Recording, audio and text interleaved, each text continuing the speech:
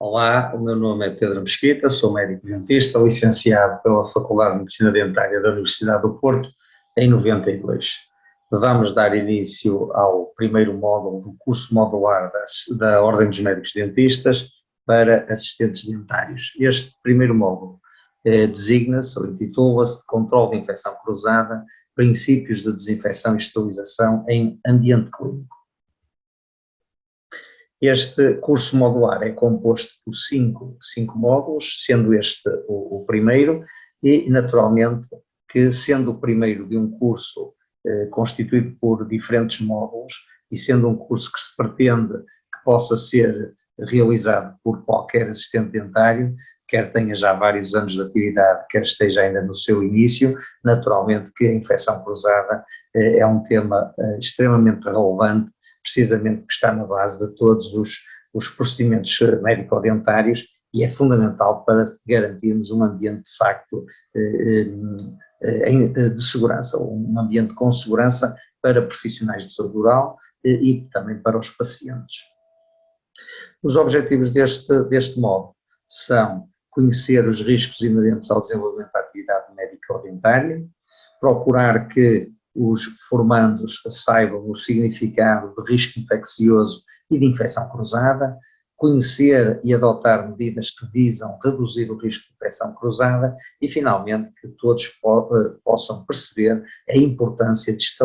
estabelecer e de cumprir protocolos de controle de infecção cruzada. Vamos, ao longo deste módulo, desenvolver este tema, abrangendo os seguintes tópicos. Faremos uma primeira introdução e depois iremos explanar um conjunto de procedimentos ou de medidas que constituem procedimentos importantes sob o ponto de vista do controle de infecção cruzada, subdividindo numa componente relacionada com os doentes, com os profissionais de saúde oral, com a lavagem das mãos, os princípios a aplicar sobre as superfícies clínicas e os instrumentos dentários. Falaremos um pouco de esterilização e desinfecção, das linhas de água e dos resíduos que são gerados no decurso da atividade médico-dentária. Terminaremos com algumas conclusões. Naturalmente que qualquer um de nós percebe que o consultório ou a clínica, conforme queremos chamar, é um local que apresenta inúmeros riscos para os profissionais de saúde oral. E estes riscos são, e é importante terem isso presente, são riscos variados. Podem ser classificados, embora não seja totalmente consensual esta classificação, mas podem ser classificados em diferentes tipos de riscos. Riscos físicos, riscos químicos, biológicos ou infecciosos, riscos ergonómicos ou musculoesqueléticos e ainda, finalmente, riscos sociais ou psicológicos. Se perguntarmos a qualquer profissional de saúde oral, sabemos que, provavelmente pela componente emocional, a carga emocional ou psicológica que estão associados, que a maioria vai dizer que os riscos inerentes à atividade médico-dentária são essencialmente riscos infecciosos, ou seja, a maioria vai dizer que tem sempre medo de, por exemplo, se picar e se contaminar por contacto com o sangue ou a saliva dos pacientes. No entanto, é importante, e no início deste módulo, no entanto, é importante, como dizia, perceber que efetivamente os riscos são variados, mas este módulo vai se centrar essencialmente nos riscos infecciosos ou riscos bacteriológicos. E também sabemos que, apesar da existência de inúmeros riscos, e nomeadamente riscos infecciosos, sabemos que, de uma forma geral, consideramos o ambiente de trabalho seguro. Naturalmente que, desde que implementadas práticas, protocolos que constituem, no fundo, protocolos de controle de infecção cruzada e que visam reduzir esse risco. Sabemos também que haverá sítios onde o risco é maior, outros sítios onde o risco é menor, e nós temos capacidade, perante as práticas que são realizadas num sítio ou no outro, de classificar com maior ou menor risco os ambientes de trabalho. Mas, de uma forma geral, sabemos que se forem aplicadas medidas eficazes de controle de infecção cruzada de forma rotineira, efetivamente, que apesar da existência desses riscos, o ambiente é seguro para trabalharmos. E estes riscos na medicina dentária resultam precisamente pelas particularidades, pelas especificidades que estão inerentes à nossa atividade médico-dentária. E são essas diferentes particularidades que acabam por justificar a implementação de protocolos de controle de infecção cruzada. Desde logo, porque lidamos com muitas pessoas, e ao lidar com muitas pessoas, naturalmente que o risco é maior de podermos contrair a infecção. Dentro dessas pessoas que nos visitam, sabemos que muitas delas acabam por ter ou padecer de outras patologias sistémicas. Ouvimos frequentemente falar de saúde geral e saúde oral que estão associadas. E, portanto, há muitos doentes que, para além de padecerem de patologias do foro dentário, também sofrem de patologias sistémicas e, portanto, podem nos transmitir uma infecção. E dentro destes pacientes que nos visitam, também sabemos que alguns deles, pelo menos, poderão ser portadores de patologia, podem ser portadores sem sintomas nem sinais da doença, portanto, eles próprios muitas vezes desconhecem a sua condição clínica e, naturalmente, que são estes que suscitam maiores riscos para os profissionais que não sabem, não nos informam dessa patologia e acabam por mais facilmente poder transmitir doença se por acaso nos tivéssemos algum tipo de descuido. E por último, também porque a atividade médico-dentária se desenvolve numa área do corpo humano que é riquíssima em micro-organismos. Na boca, na cavidade oral, existem milhões de micro-organismos por mililitro de saliva e, portanto, nem sequer é apenas a presença do sangue, mas a própria saliva contém muitos micro-organismos e, portanto, por estas particularidades referidas, efetivamente, a medicina dentária, o risco infeccioso é grande e justifica, então, a implementação das tais práticas ou dos tais procedimentos, protocolos de controle de infecção cruzada.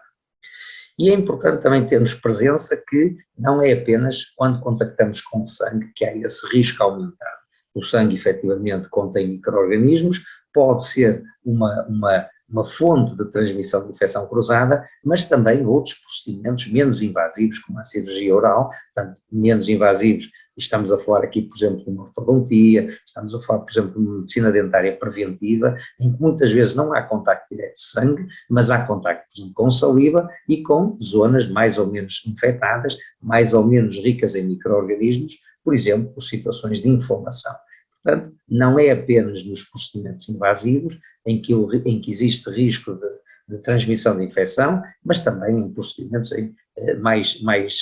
menos invasivos, como por exemplo a medicina dentária preventiva ou ortodontia. Portanto, esta informação relacionada com o controle de infecção cruzada é transversal às diferentes áreas da medicina dentária. É importante também, para percebermos a importância destes protocolos, perceber, e isto ganhou muitas das coisas que vão ser referidas ao longo deste módulo, ganharam relevância e até foram muito focadas a propósito agora da pandemia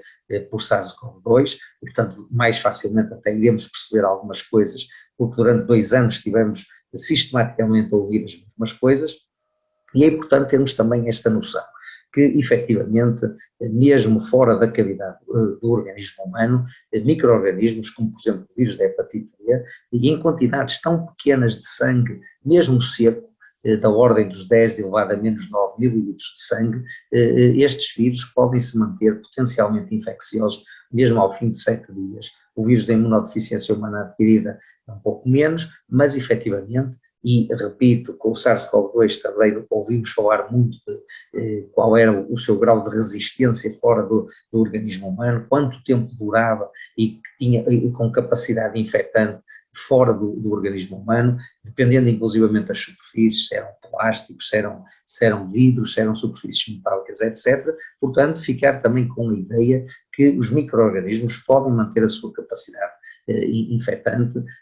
fora do organismo humano e em volumes de sangue muitíssimo pequenos como aqueles que são aqui mencionados.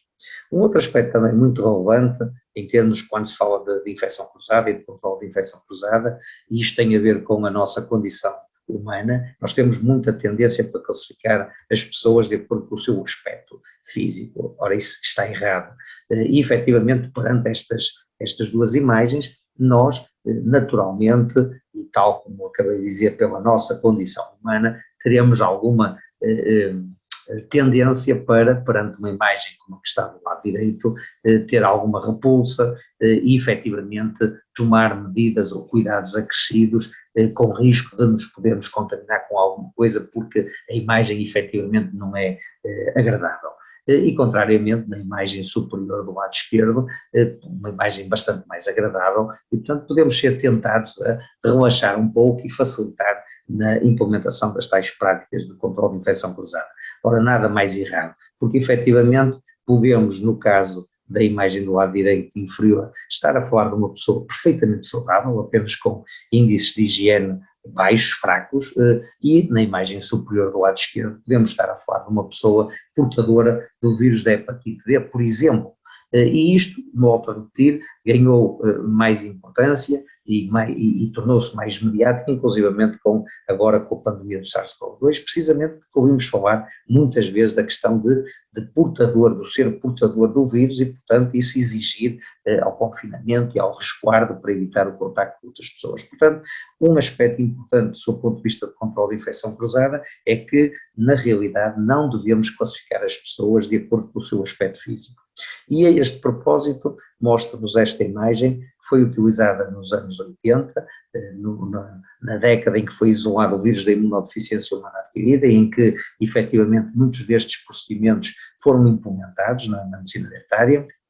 E esta imagem foi muito utilizada no Reino Unido, precisamente nas campanhas publicitárias, para mostrar que todos os doentes tinham que ser considerados da mesma forma, não ser classificados pelo seu aspecto físico. Ou seja, deveriam ser vistos como silhuetas, em que nós não conseguimos identificar se são bonitos, se são feios, se são saudáveis, se não são saudáveis. Portanto, todos eles eram vistos desta forma como silhuetas. Nesta imagem e nesta campanha publicitária, um deles era portador do vírus de imunodeficiência humana adquirida e tinha contactos sexuais com 4 dos outros destes elementos, destas 12 silhuetas. Todos eles com aspecto, pelo menos, jovem parece, aparentemente pela imagem, provavelmente a visitar, ou muito seguramente a visitar o médico dentista, sendo portadores, alguns deles poderiam nem sequer saber da sua condição de infectados e, portanto, facilmente poderiam transmitir a infecção. Portanto, um aspecto muito importante em termos de princípios de controle de infecção cruzada é que, efetivamente, todo doente é considerado, ou tem que ser considerado, um potencial infectado, tem capacidade de nos infectar e, por isso, todas as medidas, os protocolos de controle de infecção cruzada devem ser aplicados por rotina em todos os pacientes. Não podemos facilitar em função do aspecto físico da pessoa e usar mais proteções ou menos proteções em função dessa tal classificação altamente subjetiva e, como vimos, muito suscetível de estar errada. Quando falamos em infecção cruzada e cadeia de infecção cruzada, nós temos que falar em cinco aspectos. Primeiro, a existência de micro-organismos patogénicos, isto é, micro-organismos que têm capacidade ou potencial de infectar as fontes, portanto, alguém onde existem esses micro-organismos. Temos que ter uma segunda pessoa, um hospedeiro, onde eventualmente os micro-organismos vão chegar, passando da primeira pessoa para a segunda. Eles vão ter que, obviamente, fazer este trajeto entre a primeira e a segunda pessoa, sabendo sempre que terão que sair, terá que haver uma porta de saída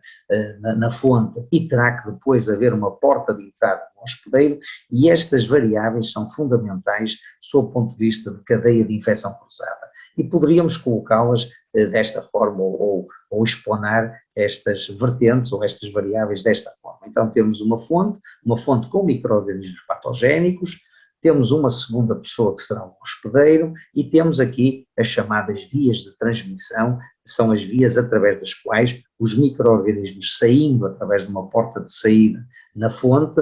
acabarão por atingir o hospedeiro. E se aqui existir uma porta de entrada, por exemplo, uma ferida, e a não utilização, por exemplo, de luvas, naturalmente que estes micro-organismos conseguirão entrar nesta segunda pessoa e completar este circuito, esta cadeia de infecção cruzada. Portanto, a infecção cruzada não é mais do que a transmissão de micro-organismos patogénicos com capacidade infectante entre pessoas e pode ser feito de forma direta ou indireta. Em ambiente clínico, neste caso, naturalmente, que é o ambiente em que nós estamos neste momento a falar. Na clínica, no consultório, existem numerosas vias de transmissão, estão aqui alguns exemplos referidos. e todos eles têm potencial de transmitir material contaminado, como sangue, saliva, e se tivéssemos que destacar em ambiente clínico três aspectos ou três vias mais relevantes, poderíamos dizer, ou falar dos aerossóis, e durante a pandemia ouvimos falar muitas vezes dos aerossóis produzidos e dos aerossóis em medicina dentária que tornavam esta nossa atividade de maior risco, nomeadamente para o SARS-CoV-2. Poderemos falar também do facto de lidarmos com objetos cortantes, muitos objetos cortantes, como as agulhas da Carpol, como por exemplo as lâminas de bisturi, etc. E também as mãos, porque as mãos, e mais uma vez repito que durante a pandemia foi notória esta importância das mãos, o facto de poderem mexer em várias superfícies, poderem depois contaminar, transmitir micro-organismos, transportar micro-organismos para as nossas portas de entrada. Portas de saída e portas de entrada também existem, as portas naturais, como são os olhos, o nariz e a boca, e também podem ser feitas artificialmente, através de uma utilização de objetos cortantes, e, portanto, criamos aqui uma lesão percutânea, portanto, uma perfuração da pele, por exemplo, ou então pelo facto de nós termos as mãos com feridas, e, portanto, um dos aspectos relevantes para o médico dentista ou para o assistente dentário é efetivamente ter as mãos e a pele sempre íntegra, porque é uma barreira física. Sob o ponto de vista de modo de transmissão, podemos falar, também ouvimos falar disto na pandemia, contacto direto, portanto, contactamos diretamente com sangue e saliva, que são fluidos biológicos que contêm micro-organismos, e pode ser um contacto indireto, contactando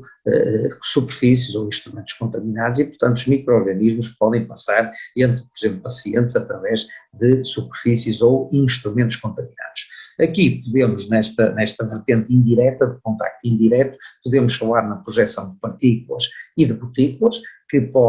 as maiores podem acabar por atingir a mucosa dos olhos, nariz e boca, ou então as mais pequenas, que podem ser inaladas e podem chegar até aos pulmões e à parte mais interior dos pulmões, a árvore brônquica, transmitindo com elas micro-organismos. Aliás, tudo isto, volto a repetir, acaba por ser muito mais fácil de entender, porque tivemos 2 anos de pandemia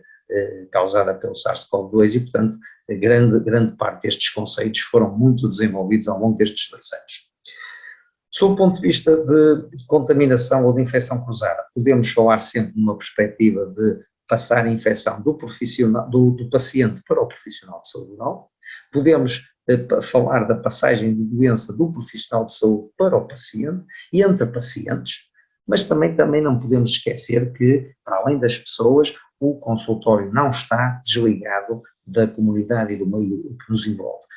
Pode haver passagem de micro-organismos do consultório, da clínica para a comunidade ou da comunidade para a clínica. E é isto que vamos ver agora um pouco de forma mais pormenorizada, sabendo sempre que num programa de controle de infecção cruzada, efetivamente estamos maioritariamente a falar da possibilidade de contaminação entre pacientes, porque obviamente pode acontecer se houverem más práticas neste capítulo, mas também num sentido de nos proteger os profissionais orais de saúde oral e criar ambientes que sejam seguros para o nosso exercício da profissão. Numa perspectiva de contaminação entre profissionais de saúde e pacientes, esta via de transmissão é pouco relevante, é pouco frequente, tem pouco significado. E isto só acontece se efetivamente os profissionais de saúde oral não forem conscientes nem responsáveis. Um profissional de saúde oral que apresenta uma patologia de cariz infeccioso, naturalmente deve abster-se de trabalhar. E, portanto, se isso não acontecer, ou se forem os princípios mais básicos de controle de infecção cruzada não forem cumpridos ou respeitados, efetivamente isto pode acontecer. Caso contrário, esta via é pouco frequente. No entanto, ela tem que ser mencionada porque nós temos muitas vezes pacientes muito jovens, crianças, pacientes muito idosos, que são, obviamente, grupos etários de risco, muito mais fragilizados. Volto a repetir que durante a pandemia falamos muitas vezes nestes grupos por serem grupos mais frágeis e grupos de maior risco, mas também não podemos esquecer que, no caso, por exemplo,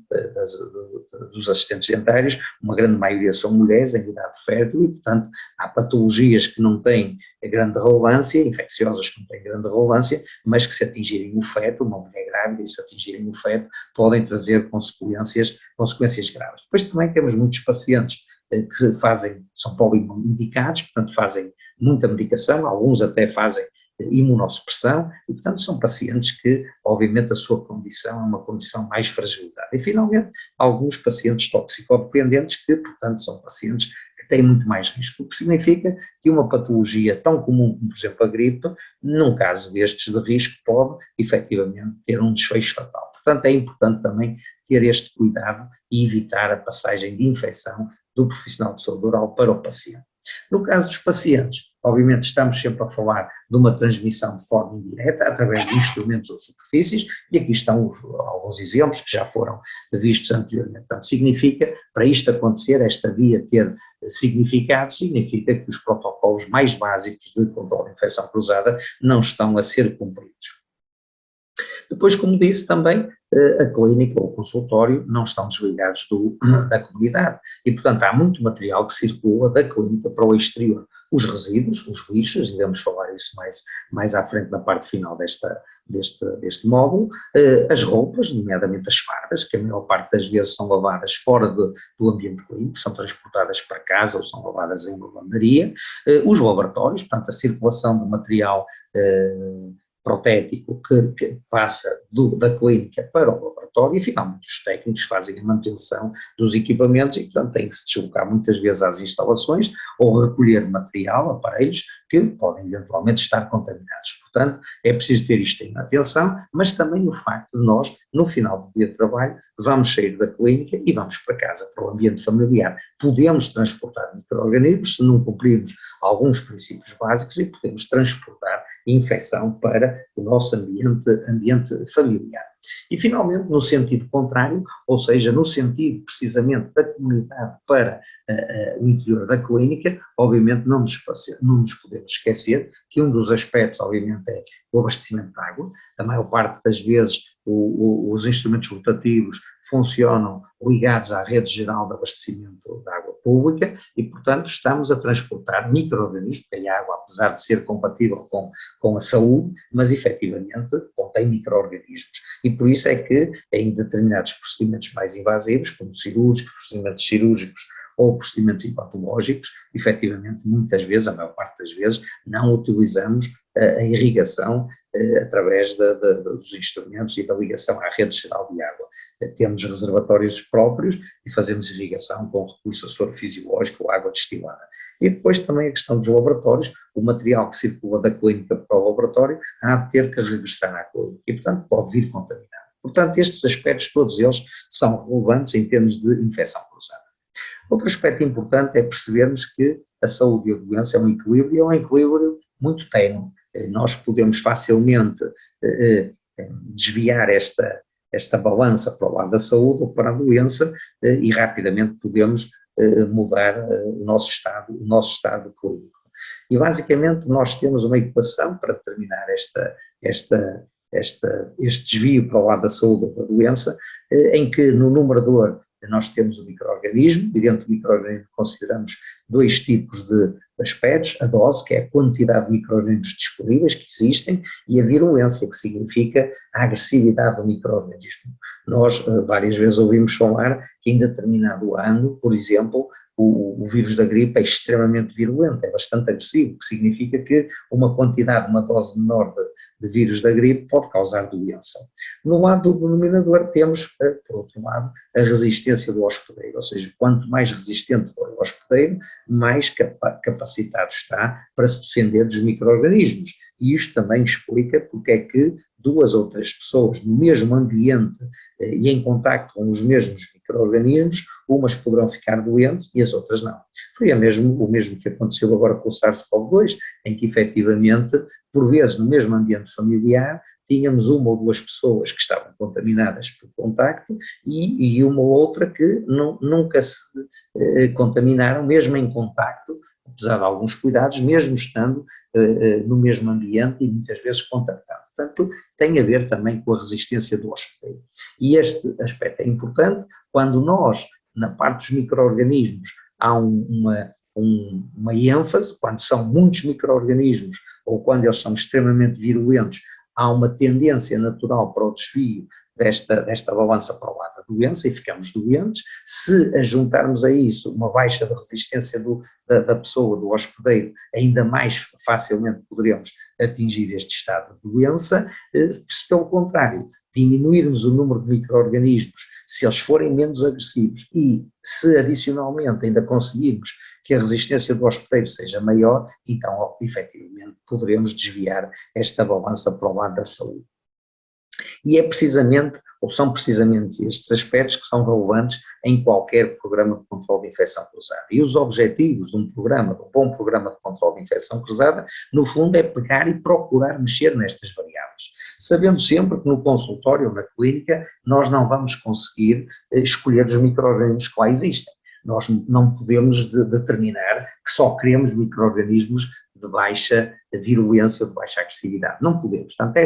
este tópico, esta variável da equação, nós não podemos mexer. Nós vamos mexer essencialmente nas outras duas variáveis. Ou seja, nós vamos procurar diminuir significativamente a quantidade de micro-organismos existentes no ambiente clínico e, por outro lado, aumentar a resistência das pessoas, dos profissionais de saúde. E desta forma vamos procurar diminuir o risco de contrair uma infecção no ambiente clínico. E assim, voltando àquele esquema da cadeia, o que representa a cadeia de infecção cruzada, o que é que nós vamos procurar com um bom protocolo de controle de infecção cruzada? Reduzir os micro-organismos, mas sabendo sempre que nunca vamos colocar no ambiente clínico o zero e um ambiente isento de micro-organismos. Isso é impossível. Poderemos conseguir isso em determinados ambientes, nomeadamente, por exemplo, no bloco operatório, em que mesmo aí não temos isenção total de micro-organismos. Agora, num ambiente clínico de consultório ou de uma clínica, nós não vamos conseguir, por muito boas práticas que realizemos, não vamos conseguir eliminar totalmente. Portanto, este é um objetivo, é reduzir o número, não levando a zero naturalmente, e vamos procurar depois criar barreiras que possam impedir, por um lado, que estes micro-organismos possam passar entre pessoas, nomeadamente entre um doente e um profissional de saúde oral, e vamos também procurar impedir que eles cheguem a eventuais portas de entrada para não entrarem no organismo, caso eles consigam circular e consigam atingir o hospedeiro. Por exemplo, a utilização da máscara, que impede que os micro-organismos possam aceder à mucosa nasal ou à mucosa oral, ou, por exemplo, também a utilização da viseira, que impede a chegada de micro-organismos à mucosa ocular. Estes protocolos visam essencialmente os micro-organismos que estão presentes no trato respiratório superior e na cavidade oral, qualquer um deles, naturalmente com destaque também pela sua carga emotiva que está associada aos vírus da hepatite B e hepatite C, o vírus da imunodeficiência humana adquirida, o vírus herpes simplex e o Mycobacterium tuberculosis. A tuberculose tem vindo a aumentar a sua incidência e, portanto, essencialmente estes são os micro-organismos para os quais os protocolos são criados, mas de uma forma geral são eficazes em qualquer micro-organismo, independentemente da sua designação. E nomeadamente, inclusivamente, relacionado agora com o SARS-CoV-2. Efetivamente, os protocolos são eficazes para a generalidade dos micro-organismos, naturalmente que, e no caso concreto do SARS-CoV-2, obviamente o que se coloca quando aparece um novo micro-organismo é que é necessário responder a duas perguntas. É necessário primeiro saber se a nova doença tem risco acrescido de transmissão em medicina dentária e se pode comprometer ou colocar em causa os protocolos de controle de infecção cruzada já existentes. E foi isto que se colocou, particularmente no início da pandemia, quando o desconhecimento nos causava alguma dificuldade na resposta a estas duas perguntas. E por isso é que nós estivemos parados durante algum tempo, até começarmos a compreender um pouco melhor o vírus e a forma de transmissão e como é que nos poderíamos proteger, e depois, naturalmente, vários grupos, vários investigadores em diferentes partes do mundo, inclusivamente aqui em Portugal, analisaram o vírus, procuraram compreender a sua ação para ver quais as medidas que era necessário, ou que eram necessárias, implementar e que podiam modificar estes protocolos. E foi assim que surgiram várias medidas que foram implementadas no decurso da pandemia, precisamente para reforçar estes programas de controle de infecção cruzada e procurar impedir a transmissão da doença, e nomeadamente a transmissão do SARS-CoV-2. Hoje, ao fim de 2 anos, temos um conhecimento maior, algumas práticas que foram implementadas durante estes 2 anos vão ficar seguramente para o futuro, mas efetivamente, em cada doença nova, nós temos que responder a estas duas questões e fazer os ajustes, as adaptações necessárias. Um outro aspecto também relevante, quando falamos em infecção cruzada e em medicina dentária, é perceber que, ao longo do tempo, nós habituamos sempre a ouvir falar do pessoal de saúde como sendo pertencente a um grupo de risco. Existem vários grupos de riscos que estão aqui representados ou indicados no diapositivo, mas efetivamente nós verificamos sempre que o pessoal de saúde era considerado um grupo de risco, ou é considerado um grupo de risco. Mas também percebemos, a partir da década de 80 do século passado, com o isolamento do vírus da imunodeficiência humana adquirida, que muitas vezes não fazia sentido falar em grupos de risco. Efetivamente, sabemos, por exemplo, os toxicodependentes intravenosos, que se drogam por injeção, efetivamente, muitas vezes, uns tinham comportamentos de maior risco e outros não. Por exemplo, a partilha de seringas obviamente aumenta o risco. Se utilizar apenas a mesma seringa, um determinado toxicodependente usar a mesma seringa, não a partilhar, e se tiver cuidados, inclusivamente de higiene, naturalmente que o risco é muito menor. Assim como, por exemplo, a questão dos homossexuais, depende da prática de sexo seguro ou de vários parceiros, e portanto não fazia muito sentido falar em grupo de risco, porque estaríamos a incluir um conjunto vasto de pessoas dentro de um grupo que era classificado de risco apenas porque sim. E então, a partir dessa altura, mais ou menos do final dos anos 80, em vez de se falar de grupos de risco, passou a falar-se de comportamentos de risco. E isto faz muito mais sentido, inclusivamente na medicina dentária, porque efetivamente, eu se tiver uma clínica, ou se trabalhar numa clínica em que são cumpridos rigorosamente os protocolos mais exigentes de controle de infecção cruzada, obviamente que eu pertenço a um grupo de risco, sou um profissional de saúde, mas eu tenho um comportamento de não risco ou de pouco risco. E, portanto, não é correto eu estar a comparar todos ou a colocar todos os médicos dentistas ou os assistentes dentários no mesmo grupo. E, portanto, uns terão comportamento de risco, outros não. Os assistentes dentários, por exemplo, e porque este curso é destinado aos assistentes dentários, por exemplo, um assistente dentário que utilize por rotina uma viseira ou óculos de proteção tem muito menos risco de contrair uma infecção no decurso da sua atividade clínica do que um assistente dentário que não utiliza, por exemplo, uma viseira ou uns óculos de proteção. E aqui está, se fôssemos classificar à moda antiga, os dois seriam considerados um grupo de risco, mas um tem um comportamento de risco e um tem um comportamento de menor risco. Eu não digo de não risco, porque há sempre risco associado. Também mais ou menos sabemos que até aos anos 70 do século passado não havia grandes preocupações, também por desconhecimento, com infecção cruzada em ambiente clínico. Já se falava da hepatite, mas os princípios eram princípios que não eram tão rigorosos e tão exigentes. Depois, a partir dos anos 80, o isolamento do vírus da imunodeficiência humana adquirida, aqui sim, começou-se a falar na esterilização, na desinfecção, nos cuidados que já tinha que haver com a partilha dos instrumentos e com a reutilização dos instrumentos. Mas, efetivamente, foi mais tarde, a partir dos finais dos anos 90, quando efetivamente se começou a perceber melhor o vírus da imunodeficiência humana adquirida e os riscos que poderiam daí advir, que se começou a falar em protocolos de controle de infecção cruzada de forma mais consistente e mais abrangente. E, portanto, hoje em dia, naturalmente com novos desafios, como por exemplo aconteceu agora com o SARS-CoV-2, efetivamente hoje quando se fala em protocolos de infecção cruzada, e estes foram os dois grandes marcos que aconteceram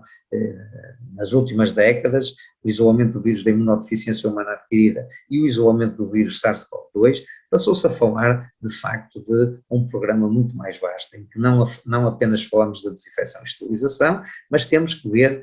medidas ao nível dos pacientes, medidas ao nível dos profissionais de saúde oral, medidas ao nível do ambiente, das superfícies, dos instrumentos, das boas práticas,